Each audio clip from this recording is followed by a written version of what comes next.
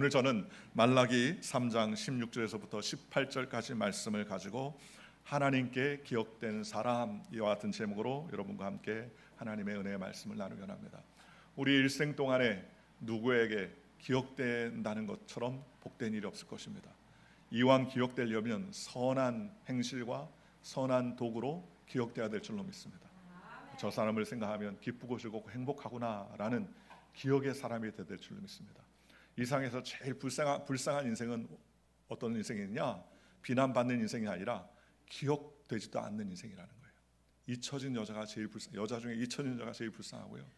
남자들 중에도 잊혀진 남자가 제일 불쌍해요. 생각도 나지 않는다는 거예요. 그런데 오늘 성경에 보니까 누가 복된 인생이냐? 하나님이 기억하시는 인생이 되는 게 복됩니다. 하나님은 기억하신다고 그랬습니다. 그런데 하나님은 어떤 사람을 기억하시느냐? 오늘 성경에 보니까는 하나님이 기억하시고 기뻐하시는 사람은 어떤 사람이냐? 바로 우리의 입술에 열매가 있는 사람을 기뻐하신다고 성경은 말씀하셨습니다. 예수 믿고 구원받는 사람과 구원받지 않는 사람의 차이가 있습니다. 무엇이 차이가 있을까요? 그것은 바로 입술의 열매와 고백의 차이가 있습니다. 우리가 작년 10월 달부터 평강공조 사역을 했는데요. 어저께 평강공조 사역을 하면서 예수 믿은 지 그분들이 한 10개월쯤 됐습니다. 처음에 요한복음 3장 16절 말씀을 전하는데 요한복음을 못 찾아가지고 15분 정도 걸렸던 기억이 납니다. 그런데 그분한테 질문했습니다. 당신들이 예수를 믿고 하나님을 섬긴 다음에 주변 사람들이 변화를 느끼느냐라고 말했더니 거기에 제일 나이 많으신 분이 그런 이야기를 하더라고요. 우리 동네 사람들이 자기를 보고 천사같이 변했다라고 그렇게 얘기하더라는 겁니다. 아니 그전에는 어떻길래 천사같이 변했다고 얘기합니까? 그랬더니 그전에는 말을 하고 싸움을 하면 지지 않고 소리를 내고 악을 썼다고 그래요. 그런데 예수 믿고 자기도 모르게 바뀌었나 본데 자기는 잘 몰랐는데 주변 친구들이 동네 사람들이 야 천사같이 변했다. 천사같이 변했어. 혹시 등허리를 봐라. 혹시 날개 나지 않았나 봐라. 그렇게 얘기를 하더라는 거예요. 또 한 분 우리 탈북자 여성은 그런 이야기를 합니다. 남편이 자기한테 그런 얘기를 할 때 요즘 당신에게 여자 냄새가 난다. 그런 얘기를 하더라고요. 여자 냄새가 난다는 무슨 말이냐 그랬더니 옛날에는 말로 싸우면은 막 우락부락하게 서로 치고받고 싸웠는데 요즘에는 상냥해지고 또 인정이 넘치고 또 남편에게 대하는 모습이 너무나 이렇게 부드러워져서 여자 냄새가 난다 하는 칭찬을 들었다는 거예요. 예수 믿는 사람, 우리가 예수 믿고 점점 삶을 살다 보면 우리의 입술이 바뀐다는 거예요. 우리의 입술을 통해 하나님께 감사하고 입술을 통해서 하나님께 영광을 돌려야 된다는 것입니다. 그런데 이스라엘 백성들, 말라기에 나오는 이스라엘 백성들은 당시 그렇지 않았다는 겁니다. 오늘 성경에 나오는 13절 15절을 보면 이렇게 말합니다. 야훼가 이르노라 너희가 완악한 말로 나를 대적하고도 이르기를 우리가 무슨 말로 주를 대적하였나이까 하는도다. 너희가 말하기를 하나님을 섬기는 것이 헛되니 만군의 야훼 앞에 그 명령을 지키며 슬프게 행하는 것이 무엇이 유익하리요. 지금 우리는 교만한 자가 복되다 하며 악을 행하는 자가 창성하며 하나님을 시험하는 자가 화를 면한다 하노라 함이라 했습니다. 그 당시에 이스라엘 백성들이요 입술로 범죄했다는 거예요. 야 하나님 어디 계시냐? 하나님이 계시긴 하느냐? 야 하나님 없는 인생이 더 잘나고 더 잘 먹고 더 잘 살고 잘 되더라. 그러니 하나님을 대적하는 삶을 이스라엘 백성들이 살게 되더라는 겁니다. 그 당시의 제사장들은 하나님의 말씀을 전하기보다 자신들의 배를 채우는 일에 급급했었습니다. 신앙은 무너지고 종교적인 형식과 허울만 남았었습니다. 그래서 하나님 앞에 오히려 원망하고 저주하는 죄를 짓는 사람들이 너무나 많았다는 것입니다. 그런데 그런 상황에서도 하나님은 우리의 입술의 열매를 보시고 계시다고 성경은 말씀하셨습니다. 여러분 생각해 보십시오. 여러분 주변에 야 나는 예수 믿고 구원받았는데 이렇게 어렵고 힘든데 저 사람은 예수도 안 믿고 또 하나님을 알지도 못하는데 나쁜 짓 잘해가면서 돈도 잘 벌고 또 병도 안 걸리고 아주 참 용하다 참 희한하다 그러면서 시험 든 사람이 혹시 있습니까? 성경에 보면 그러한 사람이 있습니다. 성경 시편 73편에 보면 시편 기자가 생각할 때 보니까는 너무너무나 힘든 거예요. 예수 안 믿고 하나님 안 섬기는 사람들이 오히려 더 잘 나가더라는 겁니다. 너무너무나 힘들고 어렵다는 거예요. 왜냐?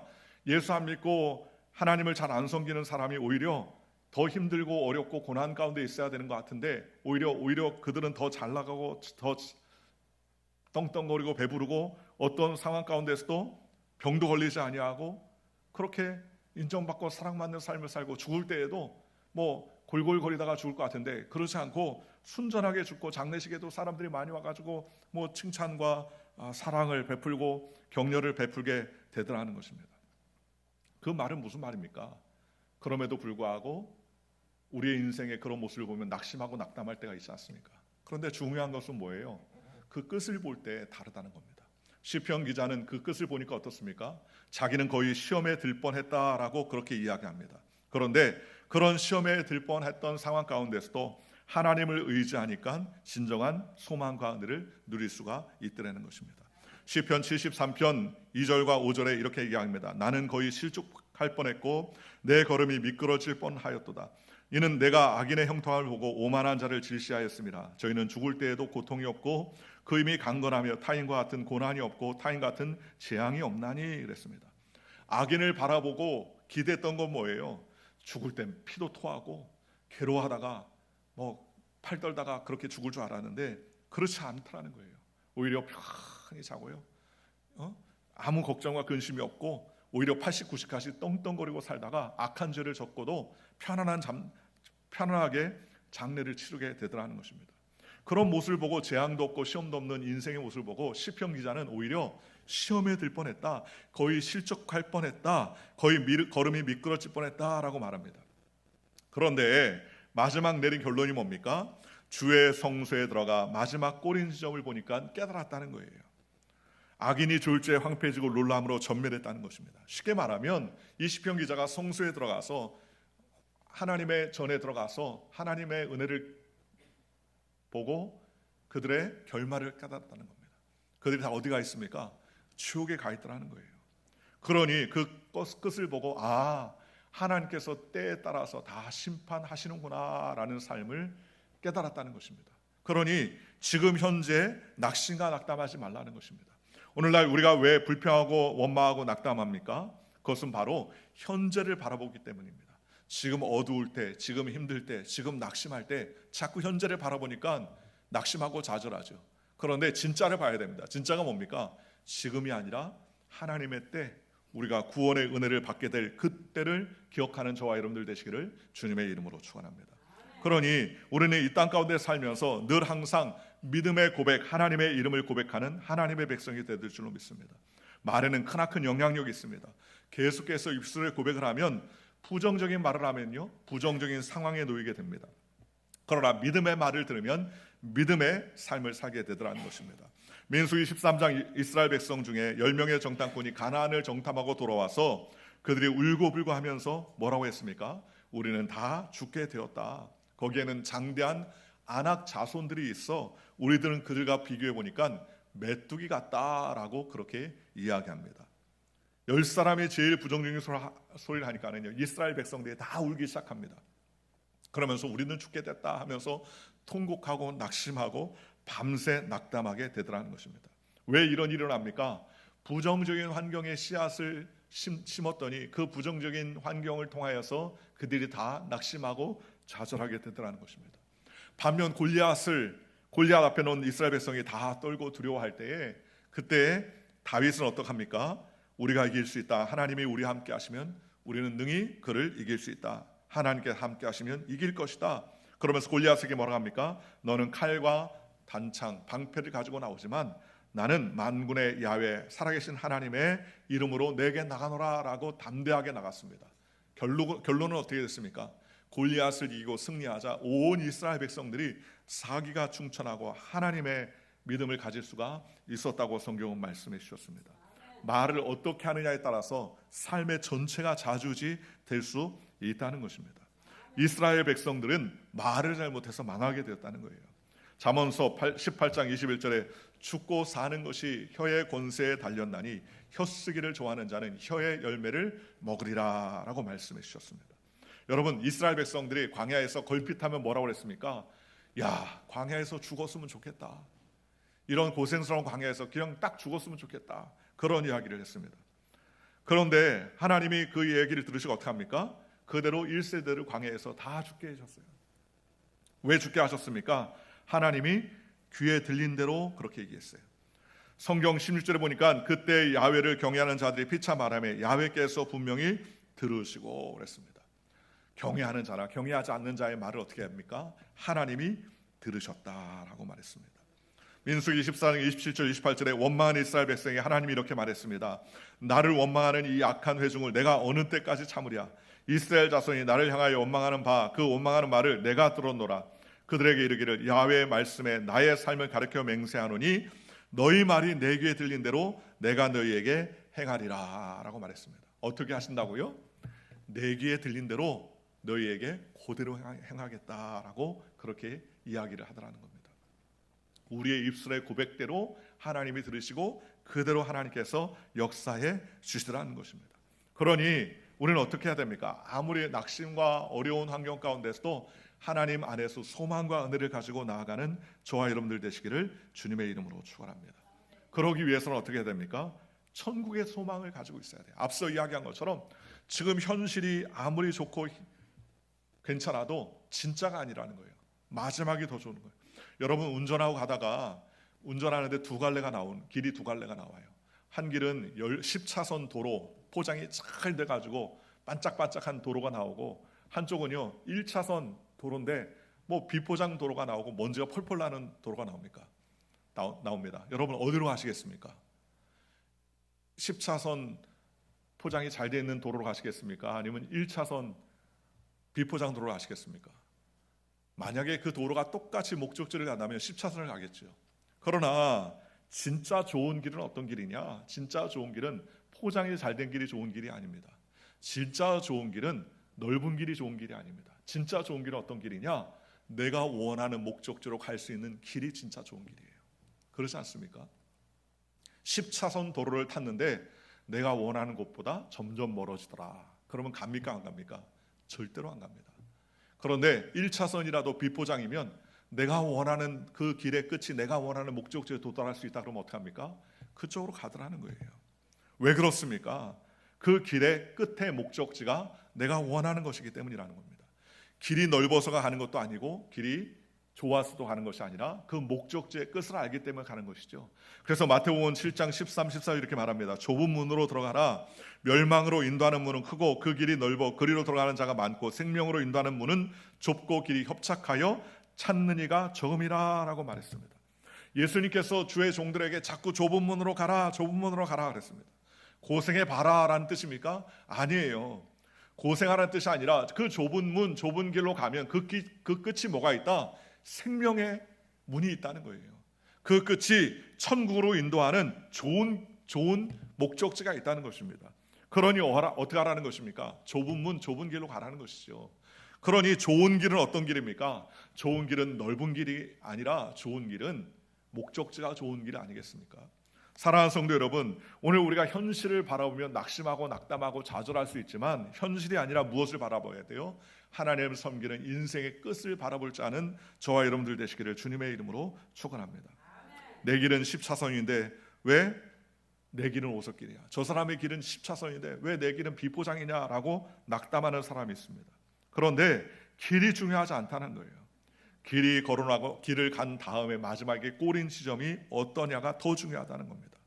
큰 길을 가다가도요 그 길이 낭떠러지면 가겠습니까? 안 가죠. 아무리 꼬불꼬불 하더라도 그 길이 천국이라는 길이면 그 길을 타는 것 아니겠습니까? 그러니 성도의 진정한 모습은 언제 볼 수 있는 거예요? 마지막 미래의 심판 앞에 섰을 때 보는 것을 더 중요하게 여긴다는 것입니다.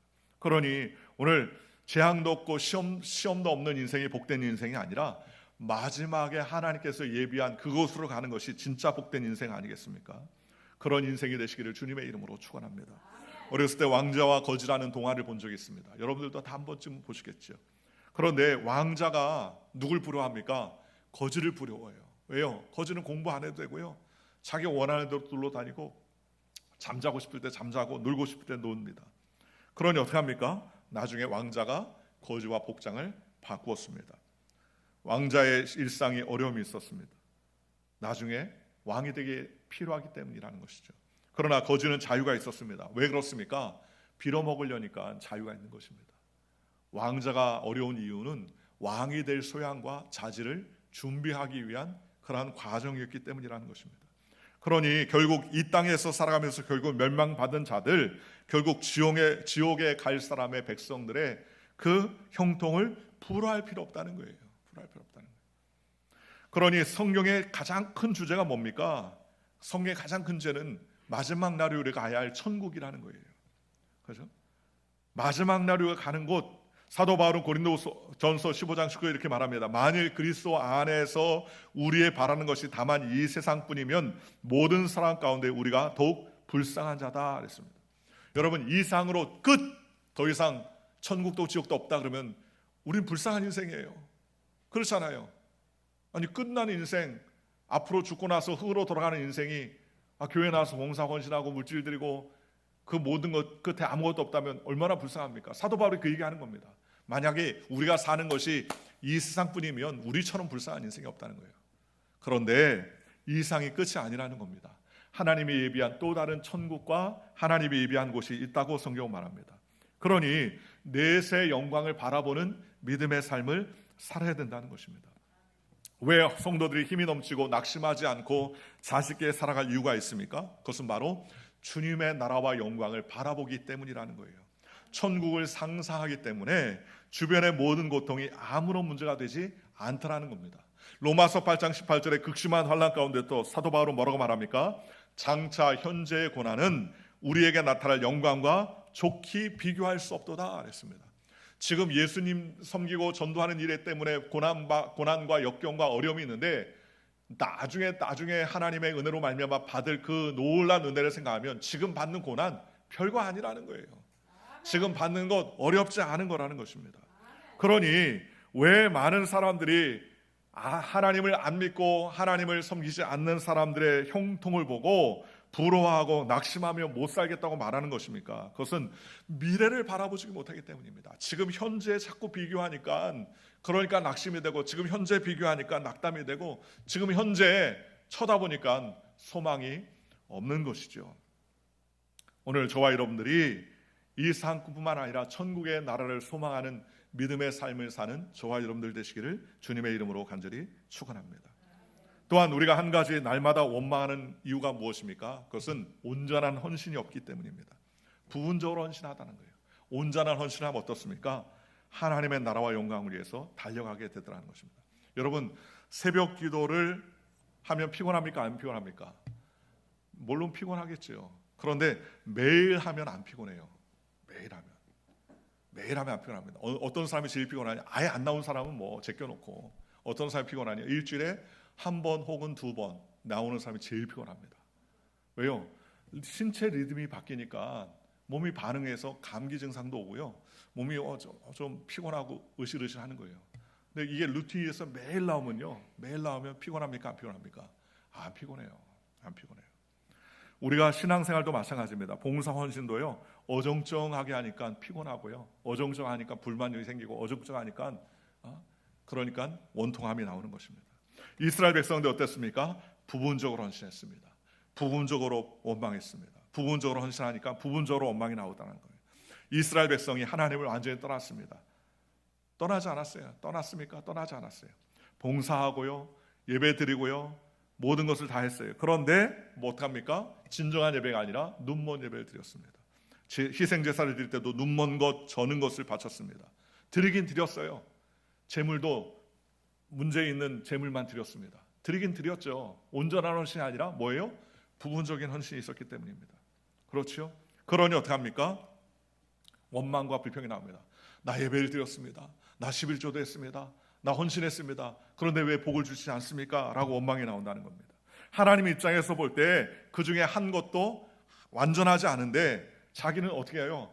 했다고 보는 거예요. 했다고 보는 거예요. 그러니 하나님의 시각과 인간의 시각이 충돌하더라는 거예요. 그러니 온전한 것이 있지 않으니까 불만과 원통이 자꾸 나오게 되더라는 것입니다. 그러니 우리의 삶은 어떻습니까? 하나님 앞에 온전한 헌신과 온전한 하나님 앞에 예배를 드리는 저와 여러분들 되시기를 주님의 이름으로 축원합니다. 세상은 다 잊어도요, 하나님은 잊지 않으신다는 거예요. 얼마나 감사한 일입니까? 세상은 다 잊어도 하나님은 잊지 않습니다. 얼마나 귀한 말입니까? 하나님은 우리의 믿음의 대화를 듣고 계신다라고 성경 말했습니다. 오늘 16절에 성경 뭐라고 말씀하셨습니까? 그때 야훼를 경외하는 자들이 피차 말하매 야훼께서 그것을 분명히 들으시고 그랬습니다.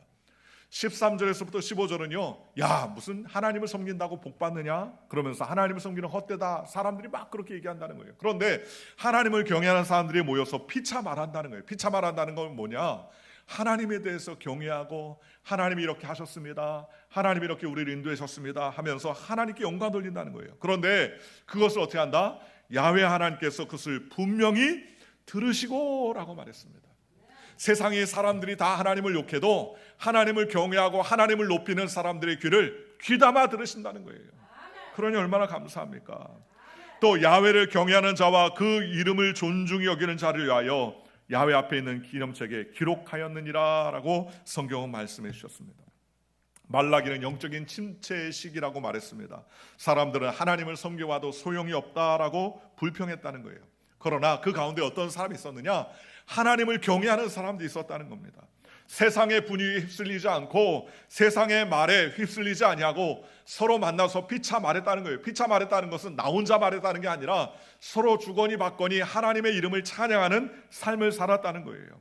시편 34편 15절에 야훼의 눈은 의인을 향하시고 그의 귀는 그들의 부르심에 귀를 기울이시는도다 라고 말했습니다. 하나님이 누구를 쳐다봅니까? 하나님이 의인들, 하나님을 부르짖고 하나님을 예배하는 자들을 주님께서 쳐다보시고 그들의 부르심을 귀 기울이신다는 거예요. 그러니 우리는 하나님께 영광 돌리는 믿음의 삶을 살아야 된다는 것입니다. 또한 하나님은 우리의 말을 기념책에 기록하신다라고 말했습니다. 여러분, 여기에서 말하는 기념책이라는 것은 어떤 것이냐? 고대 왕이 충성된 신하들의 행적을 기록해 놓은 책이에요. 에스더에 보면은 그런 내용이 나오죠. 모르드게가 정권을 찬탈하려고 했던 사람들의 그걸 알고서 그것을 갖다 알려줘서 왕이 큰 어려움을 모면한 사건이 있었습니다. 근데 그 내용을 갖다가 나중에 읽다가 그 왕이 모르드게에게 아무것도 상을 베풀지 않았다는 사실을 아는 것 아니겠습니까? 성경 속의 기념책은 바로 그런 것입니다. 하나님은 우리의 믿음의 대화를 하나님 앞에 잊지 않고 역사에서 잊어지지 않도록 기념책에 기록해 놨다는 거예요. 여러분, 얼마나 감사한 일입니까? 오늘 우리가 서로 피차 하나님이 이렇게 하셨습니다. 내가 어려울 때 하나님께서 나를 붙잡아 주셨습니다. 하나님은 진정한 우리의 주인이십니다. 이렇게 믿음으로 고백한 것인데도 불구하고 하나님은 영원히 변하지 않는 기념책에 기록해 놓았다는 거예요. 얼마나 감사한 일입니까? 히브리서 6장 10절에 하나님은 불의하지 아니하사 너희 행위와 그 이름을 위하여 나타낸 사랑을 잃어버리지 아니하시나니라고 성경은 말했습니다. 한 해외 선교사님 부부가 수십 년간 작은 섬에서 복음을 전했습니다. 세상은 몰랐어요. 작은 섬에서 일생을 던졌으니까 아무도 그를 인정해 주지 않았습니다. 그런데 그분들이 세상을 떠난 후에 그들의 이름이 그들 현지 원주민들의 교회 벽에 이름이 기록되어 있더라는 거예요. 얼마나 귀한 일입니까? 얼마나 감사한 일입니까? 우리나라에도 양화진 선교사들 그 무덤에 가면은 이름도 없는 선교사들, 빛도 없이 이름도 없이 잊혀진 이름이지만 그들의 이름이 기록되어 있는 것을 우리가 볼 수 있지 않습니까? 하나님은 우리의 말을 기념책에 기록해 놓으신다 그랬습니다. 오늘 저와 여러분들의 말이 하나님 앞에 기념책에 기록된다면 더더욱 영광스럽고 감사하고 은혜가 넘치는 믿음의 고백들을 하나님께서 들으시고 베푸신다는 사실을 기억하시기를 주님의 이름으로 축원합니다. 또한 하나님은 우리의 말을 듣고 기록하시고 보상하신다는 거예요. 오늘 17절 18절에 만군의 야훼가 이르노라 나는 내가 정한 날에 그들을 나의 특별한 소유로 삼을 것이요 또 사람이 자기를 섬기는 아들을 아낀 같이 내가 그들을 아끼리니 라고 말했습니다. 하나님이 우리에게 말씀하셨습니다. 하나님이 정한 때에 그들을 나의 특별한 소유로 삼는다 그랬습니다. 여러분, 특별한 소유로 삼는다는 것은 무슨 말이냐? 왕이 자신에게 귀중한 것들을 보물 삼는다라는 뜻입니다. 오늘 저와 여러분이 특별한 소유가 되셨다고 성경은 말합니다. 그런데 어떠한 특별한 소유가 돼야 되느냐? 하나님 앞에서 주님을 찬양하고 영광 돌리는 특별한 소유가 되시기를 주님의 이름으로 축원합니다. 또 자기를 섬기는 아들같이 내가 그들을 아낀다라고 말했습니다. 여러분, 자녀가 얼마나 귀합니까? 그런데 자기 자녀 귀하게 여기는 것처럼 하나님은 우리를 갖다가 특별한 소유로 삼으시고 우리를 아껴주신다고 성경은 말씀해 주셨습니다. 얼마나 감사합니까? 하나님은 우리에게 특별한 소유가 될 뿐만 아니라 우리를 아껴주신다고 성경은 말씀해 주셨다는 것입니다. 얼마나 감사한 일이에요. 오늘 저와 여러분이 하나님의 아낌을 받는 믿음의 백성이 되시기를 주 예수의 이름으로 간절히 축원합니다. 그러니 우리는 이 땅 가운데 살면서 어떻게 살아야 됩니까? 하나님을 의지하고 세상 것을 내려놓고 오직 주님께 영광 돌리는 믿음의 삶을 살아야 될 줄로 믿습니다. 우리가 어떤 인생에 속습니까? 세상의 것 때문에 자꾸 속는 거예요. 여러분, 인생이 단순해져야 됩니다. 하나님만 붙드는 저와 여러분들 되시기를 주님의 이름으로 축원합니다.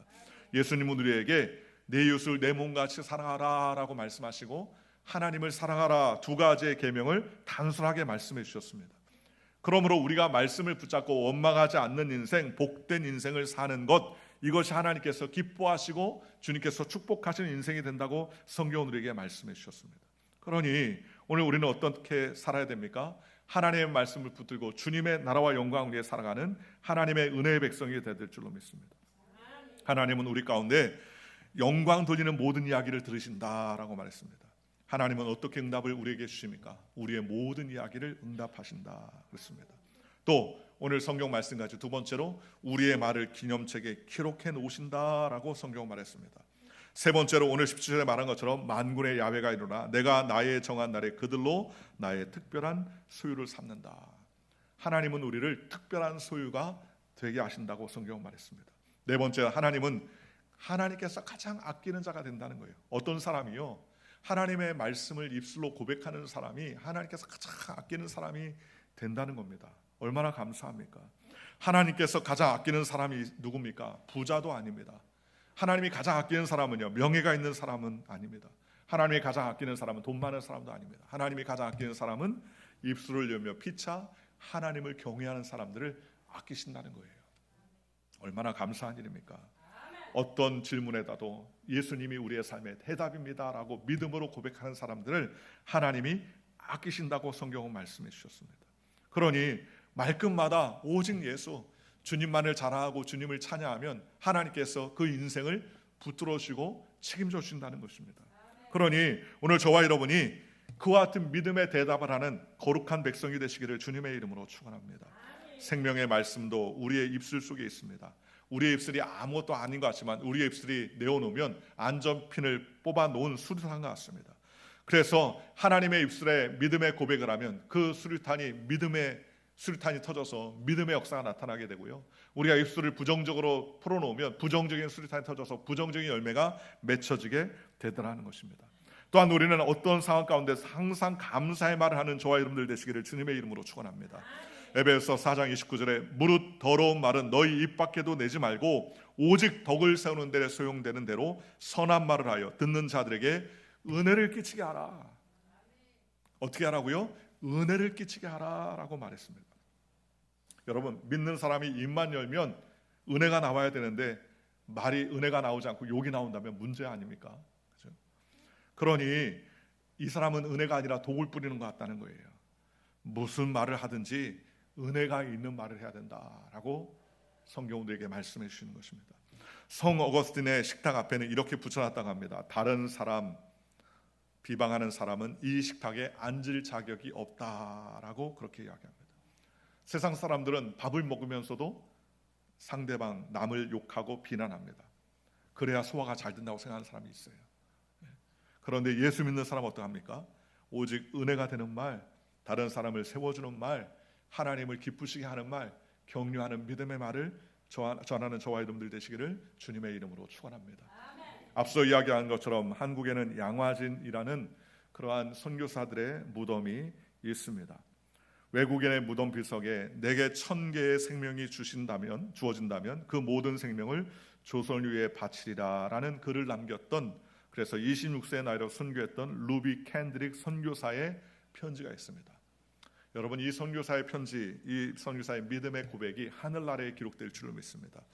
제가 그 선교사의 마지막 편지, 부모님에게 전했던 편지를 읽어드립니다. 이곳 조선 땅에 오기 전 집들에 심었던 꽃들이 활짝 피어났다는 소식을 들었을 때에 하루 종일 집만 생각했습니다. 욕심쟁이 수지가 그 씨앗을 받아 동네 사람들에게 나누어 주었다니 너무 대견스럽군요. 아버지 어머니, 이곳 조선 땅은 참으로 아름다운 곳입니다. 모두들 하나님을 닮은 사람들과 같습니다. 선한 마음과 복음에 대한 열정으로 보아 아마 몇십 년이 지나면 이곳 조선은 예수님의 사랑이 넘치는 곳이 될 것 같습니다. 저는 복음을 듣기 위해서 20km를 맨발로 걸어오는 어린 아이들을 보았을 때 그들 안에 있는 하나님의 사랑 때문에 오히려 위로를 받습니다. 그러나 한편에서 탄압이 점점 심해지고 있습니다. 그저께는 예수님을 영접한 지 일주일도 안 된 서너 명이 끌려가 순교했고, 토마스 선교사와 제임스 선교사도 순교했습니다.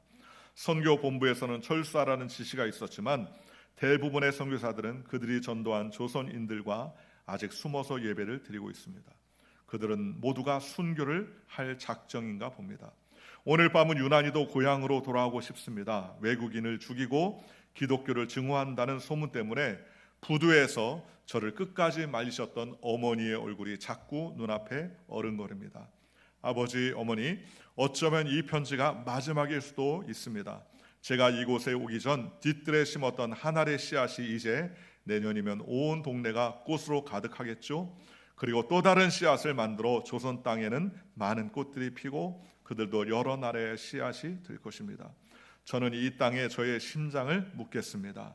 바로 이것은 제가 조선을 향해 가지는 열정이 아니라 하나님께서 조선을 향해 가지시는 열정이라는 것을 알게 되었습니다. 어머니, 아버지 사랑합니다 하면서 서신은 마쳤습니다. 그런데 이 서신을 마지막으로 이 선교사님이 그 후에 순교를 하게 되었어요. 이 순교 소식이 어머니를 통해서, 선교부를 통해서 미국에 전해지자 미국의 많은 젊은이들이 낯선 땅 조선을 위해서 선교사로 헌신하게 됐다는 겁니다. 고난의 문제나 어려운 문제도 보다 하나님을 바라보고 믿음으로 고백하며 이 선교사, 즉 하나님의 나라와 영광을 위해서 섬겼던 루비 캔드릭 선교사는 이 땅에, 조선 땅에 몇십 년 후면 하나님의 사람들로 가득할 것입니다 라는 믿음의 고백을 했는데, 정말 그 믿음의 고백대로 조선 땅은 대한민국이 되어서 정말 많은 사람들이 하나님을 섬기는 거룩한 믿음의 백성들이 많아진 것 아니겠습니까? 오늘 저와 여러분이 믿음의 고백을 하시기를 주님의 이름으로 축원합니다. 상황과 환경은 어려워도 지금 현재가 아니라 하나님의 주실 비전을 바라보고 소망을 바라보는 믿음의 백성이 되시기를 주님의 이름으로 축원합니다. 오늘 우리는 거룩한 땅에 섰습니다. 이곳이 어떤 땅입니까? 아펜셀러와 언더우드가 정말 140년 전에 조국을, 우리나라 조선을 위해서 아침에, 부활절 아침에 당도에서 하나님의 복음을 전했던 그러한 지역입니다. 아펜셀러 언더우드가 기억되어 있는 땅이 바로 이 뉴저지입니다. 이 뉴저지에서 사랑하는 저와 여러분들이 이민생활을 하는데, 이민생활 가운데 어떠한 상황 환경 가운데서도 하나님을 찬양하고 하나님께 영광 돌리고 믿음의 말을 고백하고 주님께 영광 돌리는 하나님의 은혜의 백성이 되시기를 주님의 이름으로 간절히 축원합니다. 오늘 성경은 그때 18절에 이렇게 말합니다. 그때 너희가 돌아와서 의인과 악인을 분별하고 하나님을 섬기는 자와 섬기지 않은 자를 분별하리라. 어느 때예요? 그때입니다. 그때. 그때가 언제입니까? 우리는 알 수 없죠. 그러나 하나님 앞에 섰을 때에 하나님은 의인과 악인을 분별히 구별하십니다. 그리고 하나님을 섬기는 자와 섬기지 않는 자를 분별하십니다. 오늘날은요, 사람들을 어떻게 분별합니까? 돈 많은 사람, 돈 없는 사람, 지식이 많은 사람, 지식이 없는 사람, 물질이 많은 사람, 물질이 없는 사람 하면서 사람들의 기준을 나눌 때가 얼마나 많습니까? 그런데 하나님은요, 하나님을 섬기는 자와 하나님을 섬기지 않는 자를 구별하신다라고 성경은 말씀하셨습니다. 오늘 저와 여러분들이 하나님을 섬기는 자로 우리의 입술을 하나님께 영광 돌리며 믿음으로 살아가는 거룩한 백성이 되어 하나님께서 기억된 하나님의 백성으로서 삶을 사는 저와 여러분들 되시기를 주 예수의 이름으로 간절히 축원합니다. 기도하겠습니다.